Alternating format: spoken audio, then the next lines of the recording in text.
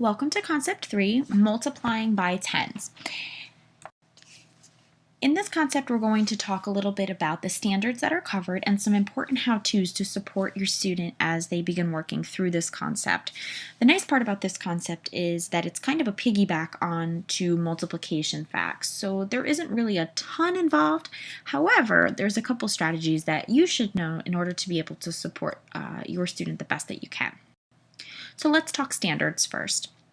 Our first standard is the A1 standard, which again has been popping up throughout these concepts, and that's interpreting products of whole numbers. So in this case, we're just taking our products from being simple basic facts to now making them a bit larger.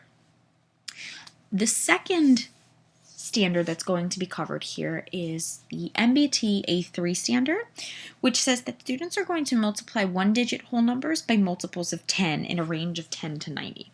So that means anywhere from 90 times 9 to 20 times 7, students are going to be asked to do something like that based on the strategies and the properties that they understand about multiplication. So it's super important that they have a strong basis before they get to this point in multiplication, because if they don't, this really could be a challenge for them in understanding.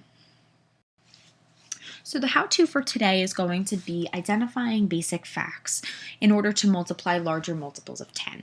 So the basic facts strategy is really meant to build upon knowing their multiplication facts and allowing them to apply it to this larger concept.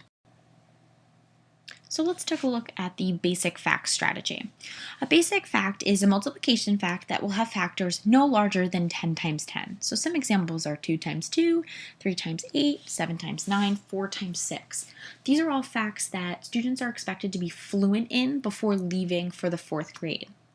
So once students have a really firm grasp on this, they can really take them and apply them to any situation. So multiplying by a multiple of 10 means that the fact is going to be 10 times as big as the original fact.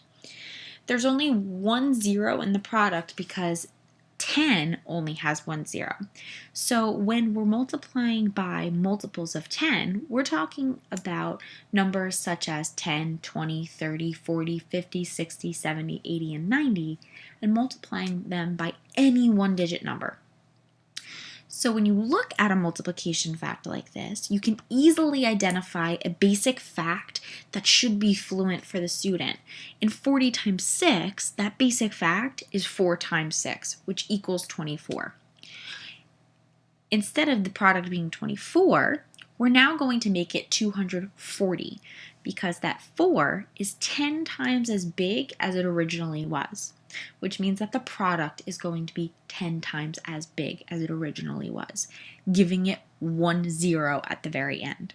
So if your students can identify the basic fact inside of these multiples of 10, as well as solve for them and be able to add 1 0 at the end of them, they're going to be just fine. So thank you so much for being a great support unit to your child at home. It means a lot to the teachers and means a lot to your child. So please, as you move through, have fun and math on.